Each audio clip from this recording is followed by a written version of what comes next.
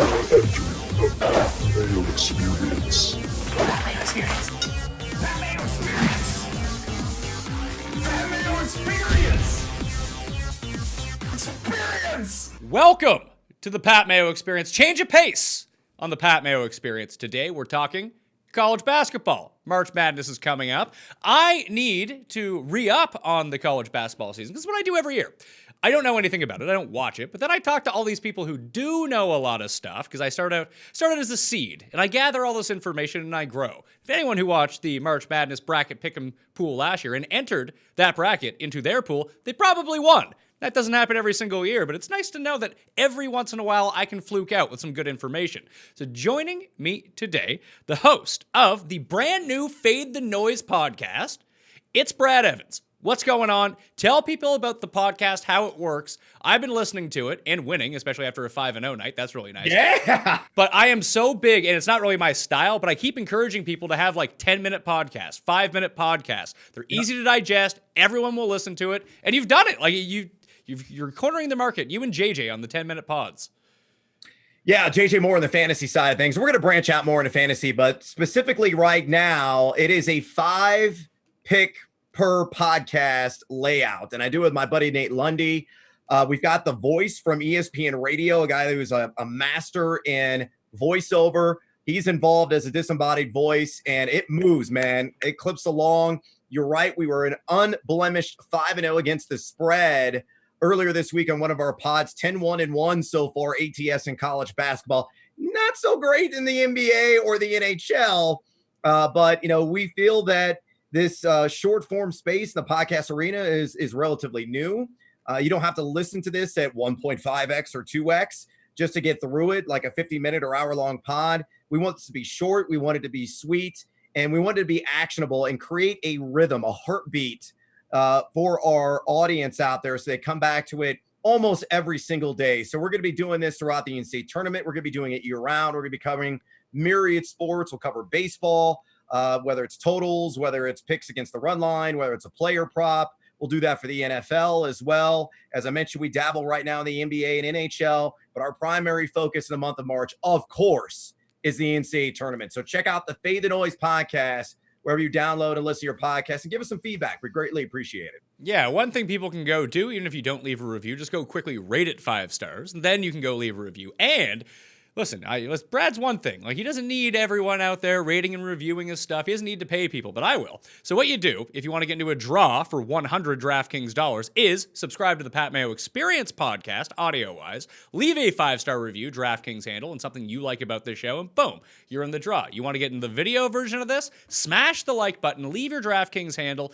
in the comment section, and tell me your favorite future bet on the board currently, as of today, for March Madness. The best value that you see. It doesn't need to be Kansas. It could be someone 80-1 if you think that's a better value. So just tell me who it is. You don't need to be right, obviously. Winners are announced on Monday's show on every Pat Mayo Experience. Every single week. That's when all the winners are drawn. So Brad, I don't know anything about college basketball. So I'm looking at your sheet. I found your sheet up on your Twitter page. So everyone can kind of go look at it right now. So this is how you're projecting that the brackets are going to go? That is correct. So every single year for the last 15 years, when I was working with Yahoo, even before that on the old talentedmrroto.com days, I would lay out by hand. Now, I had a fancier tool with some automation when I was at Yahoo, but now I've gone back to the old school method, and I'm doing this actually in a very primitive Google Doc, going in by hand and setting the field, just like the selection committee would. And I do mine differently. I'm not like placing teams in regions like Joe Lenardi or Jerry Palm. I do it by a straight power rank. And that is actually how the committee in the first phase picks the entire field of NCAA tournament participants. They rank them via power, and then they place them in respective regions and matchup by matchup. So 1 through 68, you can check it out on my Twitter feed at Noisy Huevos, and I'm adjusting it multiple times every single night now through Selection Sunday. Yeah, so in full disclosure, this is going to be released on a Friday morning. We are recording this later on a Thursday afternoon, so whatever happens Thursday night will not be reflected in this conversation. So, First of all, I'm looking at the odds right now to win March Madness. Kansas is currently the favorite. They're 5.5 to 1. Baylor's 9 to 1. The Zags are 9 to 1. Dayton, I see at plus 950. I've seen them at 10 to 1 in other spots. Kentucky 10, Michigan State 12, Duke 16, San Diego State 16, Florida State 18, Louisville 18, Seton Hall 18. Is there not like one good team this year? Is that what's going on here? Yeah, I mean, look, that's been the storyline for much of the year in college basketball is that parity reigns supreme. And there are no dominant teams. There are very few teams with elite characteristics. But I think that is a bit of a misnomer. You look at Kansas right now, and, they're the prohibitive favorite, as you mentioned, and for good reason. I mean, this is a team that is elite in terms of efficiency rankings, top 10 in both offensive and defensive efficiency. They have a couple of guys that are probably going to be on NBA rosters next year, and Udoka Azubuike, who is just racks a ton of double-doubles routinely throughout the year, and Devin Dotson, who is a blur, who's also fantastic defensively, and they have great complementary players as well. They're not the deepest team in college basketball, but their starting five, you could argue, is the best around. And Bill Self, of course, has got the pedigree, the experience, to take his teams far in the big dance. Now, he's had some potholes that he's hit in the road back in the day. Bucknell, Bradley immediately come to mind, Northern Iowa as well at one point. But, those were several years ago, and every year the tournament's a little bit different. But Kansas right now, the pick to cut down the nets in Atlanta. But there are a lot of teams going to be pushing and vying for it. This is going to be pure and utter insanity. There's a reason why they call it March Madness. And because of the balance that exists in the college basketball landscape presently, there's going to be much upheaval, and there's going to be a lot of bloodied brackets, probably after the first half of the first day of action. Yeah, so Kansas very susceptible to the Ali Farouk Maneshes of the world, basically. Oh, nice pull. Yes. This is my guy. That was my guy. Yes. And then that was it for him. And look, in Northern Iowa, who we played for, I remember that was an 8. I think they were a 9 seed that beat Kansas as a 1 that year in the round of 32, if I recall correctly. Northern Iowa, assuming they win Arch Madness in St. Louis and secure the Missouri Valley automatic berth, mark my words, the UNI Panthers, Kurt Warner U, or David Johnson U, or Ali Faroukhamouche U, whatever you want to call it. I think they have a really good shot of winning their opening round matchup and maybe a couple of games. That could be one of the double-digit seed surprises that makes the Sweet 16. So if we're just talking about like overall winner, obviously you have your favorites, but I just kind of listed, I think, like 15 teams that are all sub 20 to 1 to win this. Realistically, this year, like when you're doing your brackets, and maybe stuff changes over the next few weeks, but like, could you see a 5 seed being like a legitimate winner this year? Or is it still just kind of stick to like the 1, 2, 3 seeds and just go on your way? Yeah, I mean, draw means everything, Mayo, in these exercises. You got to see the path. You got to see the potential opponents that are on the horizon. And, if a team is seeded with a great draw and their strengths play to the opponent weaknesses for the most part within that region, I don't care what seed line that squad is on. If you can see that path of opportunity to Atlanta and they achieve it, it's entirely doable. But look, I think this could be the year a 4 seed, a 5 seed, a random 7 seed, a 10 seed like George Mason was back in 2006 that comes out of nowhere and blazes a trail to the Final Four. It's certainly possible, again, knowing that there is a modicum of difference between some of those teams on the 2 line and even some of the teams on the 10 line. I'll give you a prime example. Providence, the Friars right now, there may be no team in college basketball that is playing with sharper, shinier brass knuckles than Ed Cooley's kids. These guys are prize fighters. They love to get these back alley scrums, and they somehow emerge, though a little bit bloodied, unscathed for the most part. They're playing fantastic defense, giving up well south of 1.00 points per possession. Lawan Big Pipkins is spinning G's and making threes for this team. Alpha Diallo, another great name, is another player that's playing at a high level. They're rebounding the ball effectively. I got to project it as a 10 seed, and I could see them winning 2 games in the NCAA tournament. And, that would mean they would beat one of the forecasted number 2s at San Diego State or Florida State, maybe even Seton Hall, who they have played in the Big East and beaten this year, or Villanova, another team they have played in the Big East and beaten this year, all on the 2 seed line. So that just speaks again to the parity that exists right now in college hoops. So, I mean, maybe you don't like this idea, but I think that all college teams should have one alumni player. So if like you're not making it in the NBA or in the NFL, but you still want to like go to school or whatever it might be, that you can just go back and play for your college team. Like, wouldn't Marshawn Brooks on Providence? Like, I thought he was going to be so good in the NBA because he was so good at Providence. Just put like Scotty Reynolds back on Villanova. I assume he's still on the team because he played there for like 84 years to begin with anyway. Approximately. Yep. But like, I feel like that would be fun. Like Tim Tebow could play for Florida in perpetuity. Yeah, and probably lay bricks like he misses baseballs. That's what Tim Tebow does. How about God Shamgod on Providence? That would be a good one. Or Austin Crocier back in the day. I mean, Providence has had a good lineage of players over the decades that have come out of there. Maybe they've not particularly achieved at the next level, but they were some phenomenal contributors on the college hardwood. So what conferences rate out to be the best right now? And this always kind of goes in the face of everything. Like people will say, oh, the Pac-12 is terrible, but they have like 6 teams. Like bet the under on wins for the Pac-12. Then like Oregon goes on a run and smashes the over by themselves. I find those bets are a bit wonky, but who are like the 2 or 3 best conferences right now?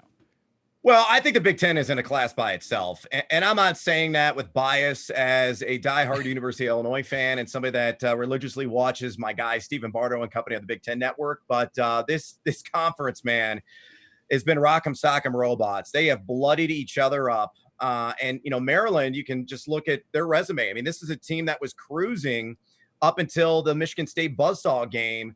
They were in command of the Big Ten regular season crown. Right now, they're fighting to try to get a share of that. They've lost 3 of their last 4 games. I mentioned that Sparty party that was thrown in College Park, much to the chagrin of Scott Van Pelt, who was in attendance there. Then they go lose at Rutgers and lost by double figures to a desperate Scarlet Knight team at the Rack, which was raucous and rowdy.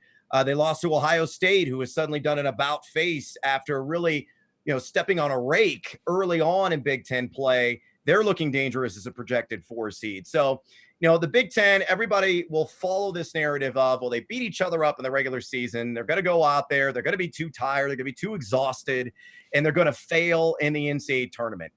I think that's a load of BS. I think there is a couple of Final Four contenders here, and I think at the top of the list has got to be Michigan State.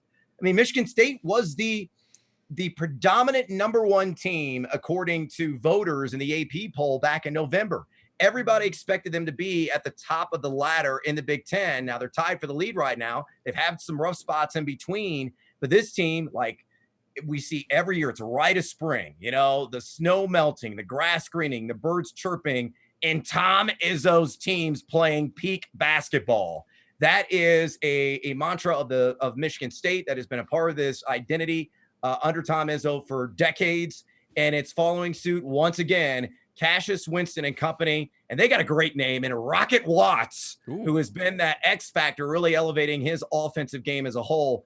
That is a team I have right now as a 4 seed. I could see leapfrogging up to maybe a 2 seed, and one at 12-1. Shop around a little bit. You can find them at 15-1 at some books right now. They could win the whole enchilada in Atlanta very, very soon. So beyond the Big Ten, like if we're talking about like the SEC, or we're talking about the Big East, does it seem like it's 1 or 2 good teams and the rest is kind of like, eh? Not the Big East. The Big East has got some brawlers, and they've got some mighty competition there. I mean, I'm a buyer in Seton Hall. They've got a fair amount of size, not a ton of depth on the front court, but Miles Powell, call him microwave Miles because the guy scores in bunches. He's got limitless range. You can beat guys off the dribble. And kiss it off the glass, then beat you at the free throw line. He's sensational. I like that team as a whole. They play phenomenal defense as well. I think Villanova is very dangerous right now. They actually just went into Seton Hall and beat the Pirates on senior night. That's a team, though, a little bit 3 happy. They got all day Sadiq Bey, who's shooting 45% from 3. That's impossible. That's crazy how accurate he's been. Can create a shot from anywhere on the floor. Gillespie's played really well. They've got some size to compete on the glass in terms of defensive rebounding. And then they're just a well-oiled machine offensively. That's a dangerous team. And then there's Creighton as well. I mentioned Providence in the Big East, but sticking with Creighton, I think Creighton might be one of the top 3 offensive teams in the country. And remember thy name, Tyshawn Alexander. He's soon going to be a household brand because I think this Creighton team, though they have their question marks defensively, when they're playing their best brand of basketball, their A game, I don't think there's anybody in the country that can outscore them because they are just electric from outside. So the Big East, they've got a lot of big boys that can hold their own in the postseason, and that is a conference not to overlook. So the thing I see the most based on at least Twitter exchanges that you have with people is that people think you're full of shit for ranking Dayton inside like the top 4 teams. Right. Yeah, I do get that. And all you got to do is watch them play. And people are going to say, well, who have they played? Yeah, they went and bludgeoned Rhode Island, who was squarely on the bubble for a second time, but they did it on the road. But, you go back to Maui, the Maui Invitation that was played during Thanksgiving week, Feast Week in November. They took Kansas to the limit. They had Kansas on the ropes, absorbing body blows late in that game. Kansas made a furious comeback, pushing it overtime, and ended up winning by a couple of points. That was it. That was the breakout moment, was that tournament, though, where the competition is always steep in Maui for Dayton. They got a legit NBA lottery pick, a guy that I would probably take at either 1 or 2 overall in Obi Toppin. He's got the wingspan of a 737. He's got highlight reel dunks. He can step out and hit the 3 with consistency. He's very active on the glass, but it's more than him. Trey Lander is one of those glue guys who gets a ton of tough rebounds that can score inside. Mike Sell is an inside-outside combination. They got Jalen Crutcher, one of the best guards in the country as well, who shoots over 40% from 3. I mean, this club shoots the ball like at a 36, 37% clip from beyond the arc. At one point earlier this season against Davidson, in a game, they made 27 of 28 2-point shots. That's crazy. That's madness. Like, you never see that. It's almost pure perfection. And their defense has gotten better. So the Dayton Flyers, by all means, go ahead and doubt them and watch them cut down the nets in the end. That's interesting. Plus, I mean, 10-1. It seems like the books have more respect for them on more of the way that you're thinking than the actual public does. Well, because the public looks at who they play, the A-10s, a bunch of pushovers, a bunch of Sallies in that league. Dayton hasn't really been pushed to the limit. They haven't been challenged enough to prepare for the rigors of the NCAA tournament. I think it's a fair argument to make, but if you look at the analytics and you compare it to what you see on film, they look like an unstoppable rolling boulder downhill. They really do.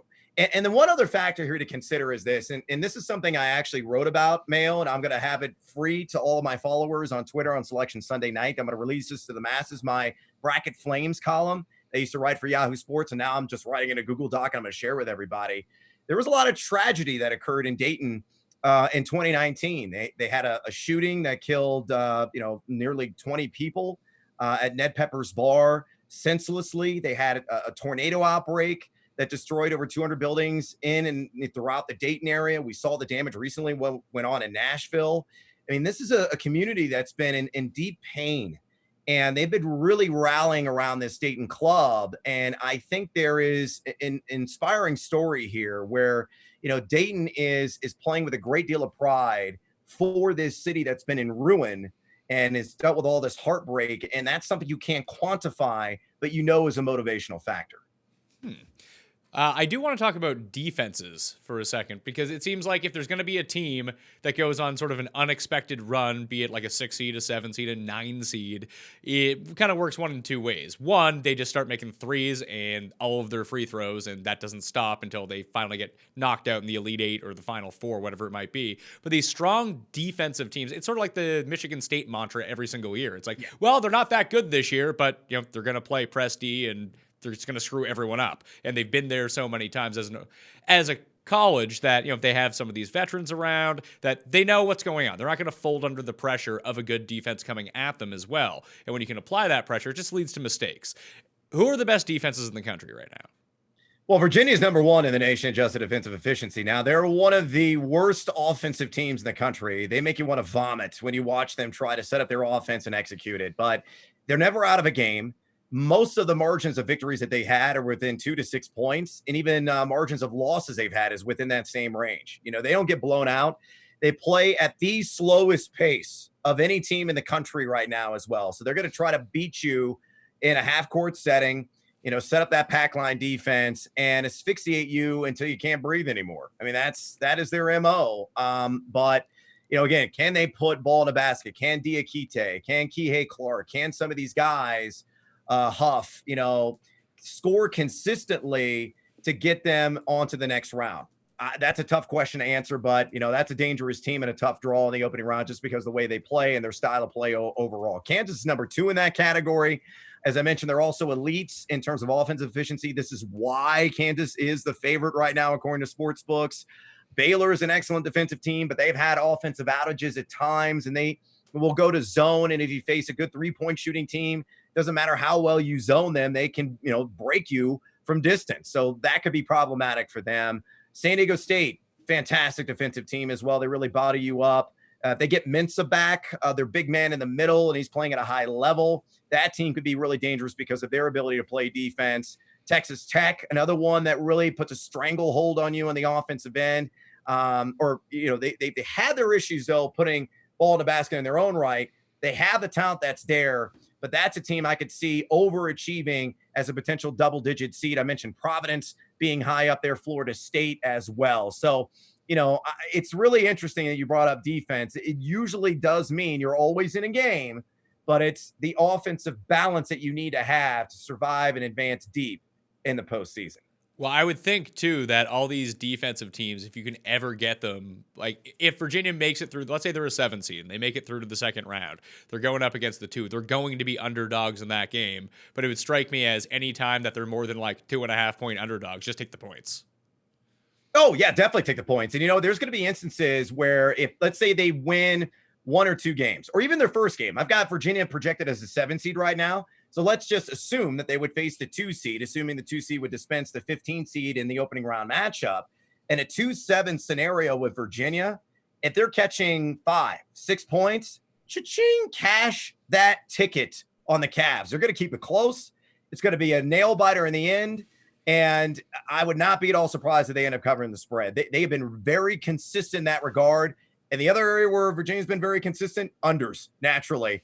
And I've seen absurdly low totals with this team. I saw a total at one point this year of 110, and I think they scored, it was like 48-46 was the final. It's crazy. They've hit unders so steadily this year, again, based on the style of play. And even teams that try to speed them up, they just fall victim. They get ensnared in the trap by Virginia's just demand and command on pace. It's really astonishing to see a team like Duke just slam on the brakes and be like, all right, well, this is the type of game that we're going to have to play instead of trying to speed them up. You speed up Virginia, they become vulnerable. You play their style, you become vulnerable. What about Duke? I mean, everyone's going to look at Duke in the bracket and they're going to make one of 2 judgments. One, I hate Duke, so I'm going to pick them to go in the first round because that's what people do. Or you have the swing side of that. It's like, oh, Duke's always good. I'll pick them to win. Like, how do they rate out versus some other like good Duke teams? It seems like they're good, but it doesn't seem like they're great. I would say they're just bland. They're tofu Duke. I'm not really particularly excited about them. I mean, you got to apply enough hot sauce on the Blue Devils, I think, to stomach them in your bracket and moving in, anything beyond the Sweet 16. This is a team that I could see losing in the first weekend of the NCAA tournament.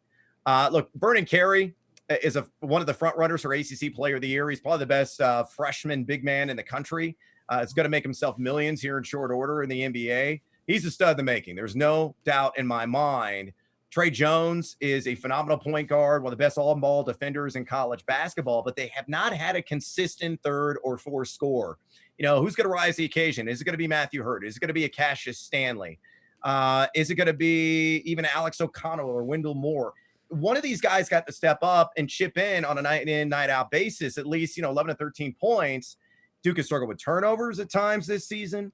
I think their defense is not nearly as good as people believe. They play at a fast pace, which is, again, amplified some of those mistakes. I go back to the Stephen F. Austin game in which they lost in Cameron Indoor in non-conference. I mean, they are not particularly good. Do not be seduced by the brand name. I think Duke are a bunch of frauds in college basketball this year. All right. See, this is good to know. Have them going out in the second round. That seems like the move, especially if they're, what are they going to be, like a 3 or a 4 seed probably? Yeah, probably. I got them as a 3 seed presently. We'll see what happens in the ACC tournament. Of course, they got to finish with North Carolina, and that was a game for the ages in the first matchup. Bet the over in the second one, by the way. They always play, tough. This one's going to be, of course, at Cameron Indoor. Last one was in Chapel Hill. But, assuming they get past the Tar Heels, they have to win probably a couple of games to stay on the 3 line in the ACC tournament. But if they get bounced early, they could slip to a 4. Hell, there's enough variables at play that they could fall as far as a 5. And, I would love to see Duke in a 5-12 matchup and see him exit stage left in that first round. Free throws. Are there any teams just abnormally good at free throws or abnormally bad at free throws amongst like the top 20 teams? Because I would like, if you tell me like there's some team that is just horrendous, but if the record's good, they have good wins, but they're bad at free throws, I would just cross them off the list. Yeah, free throws are critical. I mean, the worst team in college basketball, St. Louis, in that category. I think as a team, they shoot something like 57%. Now, the Billikens are on the bubble. They may not even get in. So if you want to, when you're filling out your NIT bracket or you're making some NIT bets, keep that in mind with St. Louis, just how horrendous they are converting at the charity stripe. If Richmond gets in, they're one of the best in the country in that category. They're one of my first 4 teams out presently. Kentucky, believe it or not, number 2 in the nation in free throw percentage. But Kentucky's had just some weird crisis in identity, over stretches this season, like the Tennessee game at home, squandering that away. That was perplexing. I don't really understand that. They've got a triumvirate that's fantastic, and Nick Richards and Emmanuel Quickly and Tyrese Maxey. When those 3 guys are playing at a top level, they can hang with anybody and beat anybody in the country, but they usually close out games well. Just sometimes they have these blips on the radar that you can't put your finger on. I can't explain it like the Tennessee game, but number 2 in the country in that category. San Diego State, very effective also from the line, shooting 70%. So San Diego State defense and free throw shooting? Correct. Exactly. But similar to the Dayton argument that naysayers will throw at you, it's like, how has the Mountain West prepared them? Is this a league that has been rough and rugged like the Big East, the Big Ten, even the Pac-12? Hell's to the no. But getting Mensah back with Malachi Flynn, the transfer from Washington State, who's a dynamite point guard. We mentioned the guard play, how important it is in the NCAA tournament, because it normally is a predictive factor of success for a lot of teams. And San Diego State's got the goods. They had 1 loss this year, and it was an aberration at home against a white-hot UNLV team. So, yeah, you're right. Defense, very good offensive efficiency, close out games at the free throw line. They shoot well from 3. They have depth. I mean, San Diego State, one of those teams that's sleeping right now. You bring up the NIT, like, hey, make a bet on the NIT. Is the sharper move knowing about like these, because everyone wants to throw down on March Madness. Like, oh, I took Thursday and Friday off. I want to get down as much action as I want. And like, I barely know anything about these teams. I would wager that most people, that's probably the safest bet, that most people wagering on March Madness know nothing about like the teams that everyone who actually follows it knows about. When we get to the NIT, people have no clue about these teams. And I don't know what the handle is on these versus the tournament. I would expect it to be very, very low. So do you think the sharper move is like figure that out and bet on that? Yes, but in the later rounds, because the problem with the NIT is this. Let's say you're a high major team. Let's say just for S's and G's, it's UCLA. Let's say UCLA, who I have right now in the projected field. Let's say they go out and blow their last game of the season against USC, and they lose in the opening round of the Pac-12 and somehow miss the tournament, right? Are they going to be motivated after playing such stirring basketball and racing back to the forefront of the Pac-12 and getting even on the bubble when this team was dead and bloated at the beginning of the conference season? They were below 500 at one point. This is just how masterful a job that Mick Cronin has done in his first year there at Westwood. That's the one thing you have to be concerned about is, are these guys going to be motivated to play in this secondary tournament? And then also, too, it's a home floor environment there. It's not a neutral floor until you get to the Big Apple in Madison Square Garden for the NIT Final Four. So that plays a factor as well. But I would typically avoid NIT action in the opening round until you get to the second round, third round, a little bit deeper in that tournament. Then it becomes far more predictable in my estimation. But, the other factor here we got to consider, Mayo, we haven't even talked about is the coronavirus.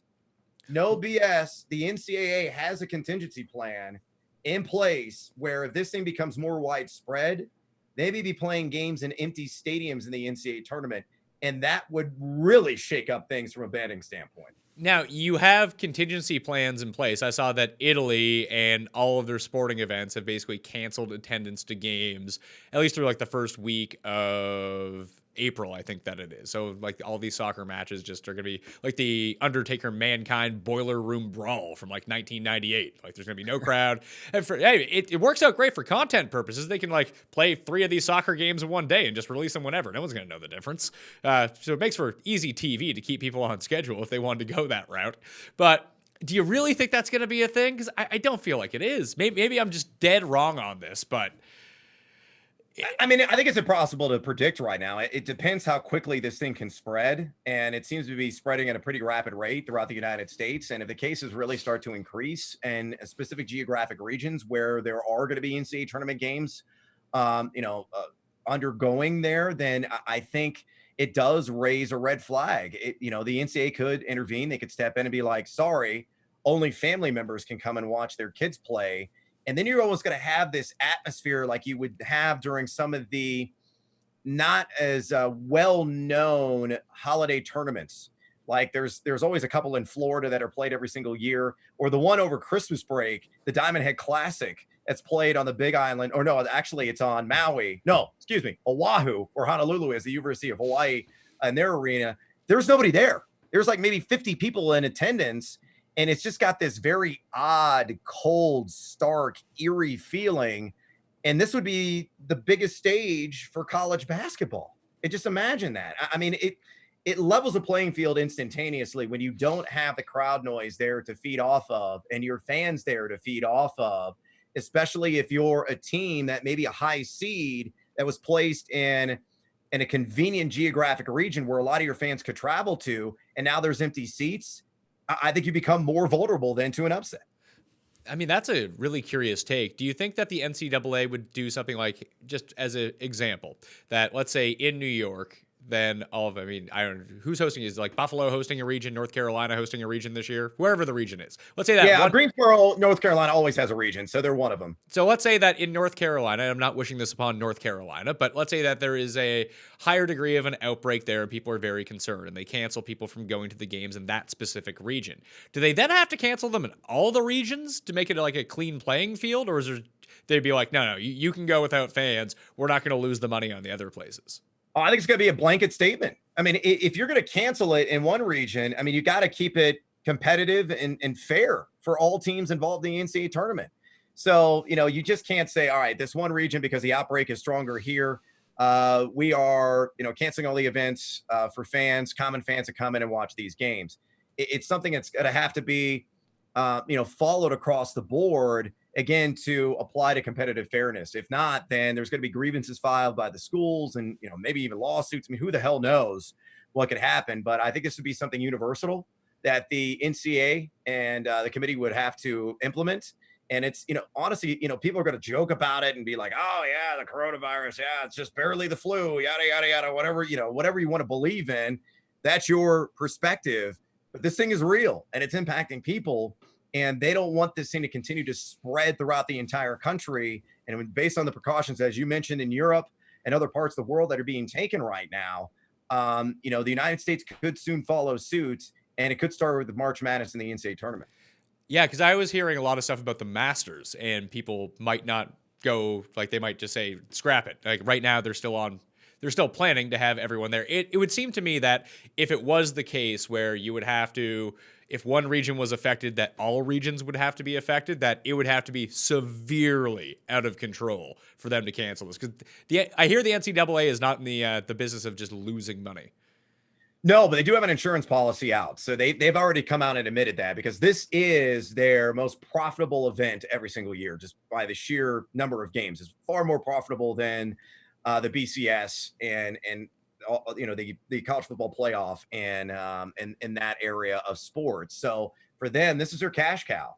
And, desperate times are going to call for desperate measures, but they said that they do have an insurance policy that is out. They would be covered in this, disaster of finances, if you will, if it came to that. So, look, they want to protect their student athletes. Schools want to protect their student athletes. I mean, Chicago State, even though they're like one of the worst, if not the worst team in college basketball, they're in the WAC.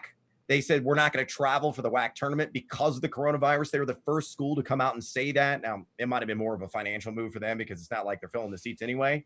And they wanted to, save a few bucks in the wallet, in the back pocket. But the fact that they made this move and announced it, will other schools then follow that lead? Who knows? Now, this is going to sound incredibly scummy, but if this happens, do you think the market for the gambling apps, because we look at it, if people like don't leave their house, or if these were people that were going to travel to these games anyway, or maybe people aren't going out to sports bars or the casinos, that this would be a huge boost for people who have gambling apps? Oh, 100%. I wouldn't say that's scummy. I think it's just an opportunistic play. I mean, the games are still going to be televised, right? So if you're not going to go and spend the dough and watch your team in person, or go out to a bar and congregate with other individuals out of fears that you're going to catch this virus in a legalized state, or maybe go to your offshore, maybe go to your bookie, you plop down on the couch, got a 6-pack of beers, you got chicken wings in the oven. And you're like, hey, let's party, and I'm going to, fire off $100 a game on this. Yeah, it'd be really interesting. I'm also really curious to see how Vegas is. Is this going to impact them? Because, the NCAA tournament, the first week in the NCAA tournament is the biggest weekend, bar none, in Las Vegas every single year. It's not even remotely close. I've been there. I've been through it. It's heavenly. Got to put it on your bucket list. But think about the throng of humanity that's going to come from all corners of North America, maybe even the world. And they're going to gather in Vegas. Is that a petri dish? It could be. Well, it strikes me as one of two things. Like, you would probably have people taken away from Vegas just initially because of the widespread legalization of sports gambling. So if I lived in Manhattan and I used to go to Vegas all the time to just to go bet on the tournament, like, there's the experience element to it too, but places like the DraftKings Sportsbook in Jersey can probably facilitate that, not the same experience, but an experience that's probably more feasible to go to, like, with all of your closer friends. Like, if it was a trip that you would take by yourself, or with 1 or 2 people, if you live in Manhattan, you go down to AC, maybe 12 of you can go. You stay at a hotel, you go to the sports book, you make some bets, or you just hole up in an Airbnb and bet from the app the entire time. Like, I feel like that's going to be the biggest takeaway. And then mixed with the fear of Corona, that people just don't want to go into public anyway. And frankly, casinos seem like a real bad spot. Like, for all of the places that you could go, like, if you were fearful of this, like, people are handed cash back and forth, chips back and forth. It doesn't seem like the most sanitary place. No, and there's always a risk of getting puked on. So you just never know. This is true. So 2 things before I let you go. Do you ever look at the against the spread records for these teams to determine how, like, legit or not legit they are? Like, I'm looking at the Big Ten right now, and this is the entire season, so maybe be good to look at, like, the last 12 games against the spread, because what happens in November isn't necessarily indicative of what happens in early March or February. But Iowa, by far the best team. Iowa and Rutgers, the 2 best teams in the Big Ten against the spread. Yeah, I mean, I think it holds some value, but the biggest key you got to remember with the NCAA tournament, it's a neutral court environment. And many times I think it's far easier to predict teams based on true road games and true home games and where they line up with the spread. I mean, the Big Ten, at one point, about midway through the conference season, home teams were covering at over a 60% clip. I've never seen anything like it before. It was a huge, distinct advantage for Big Ten home teams. Now, it's bounced out since with some, critical road victories that some teams have had, or just, spread covers. But I wouldn't fall too much in love with trends when it comes to any team in college basketball in the NCAA tournament, just knowing that, again, it's in a neutral court environment. And in some of these environments, particularly later on, they're like in football stadiums. And the depth perception for a lot of these kids, there's an adjustment phase. Sometimes it's maybe the first 5 minutes of game, sometimes it's an entire half, and it takes some time for them to get adjusted to what they're seeing and how they're adjusting with the backdrops and everything else in that kind of environment. But no, man, I'm not huge on trends in the postseason. I'm more of a trends guy in season. So, okay, let's just kind of take the overall ATS record out of it. What if you were only to look at teams' ATS records on the road? Do you think that would probably translate a little bit better? Yes, if you include road and neutral together, 100%. I would agree with that. And the other thing, too, if you play totals, tempo is everything, right? So a team like Gonzaga, for example, I believe the over in Gonzaga games is hit 23 out of 28 times this year. That is no outlandish claim by me in any way, shape, or form. Look it up. It's crazy. But they're one of the fastest teams in the country, and they're the most offensively efficient teams in the country. So you pull those things together, fast-paced, efficient offense. They face a meek opponent. They're going to run the damn score up because Mark Few doesn't sit his starters until like there's a minute left and they're up by 50. So, hitting 90 or 100 is not an anomaly for the Bulldogs. So you got to take things at a granular level. But that's the beauty of the Fade the Noise podcast, Mayo. We're there to do all the dirty work for you to make you look like a genius. Are there any teams that are going to be like a 13, 14, 15, maybe even a 12?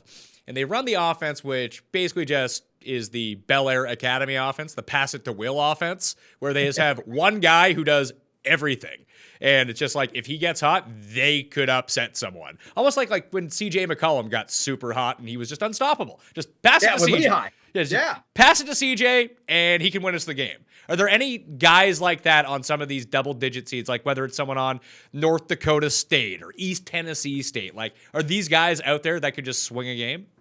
Yeah, I mean, all these teams, for the most part, have like one dominant player within conference, and just kind of thinking things through and what teams realistically have a shot at this. I'm going to go with the SoCon, and I'm going to bring up the East Tennessee State Buccaneers because this is a team that played Kansas, played them pretty tough, actually, on the road way back in November, lost by 12 in that game.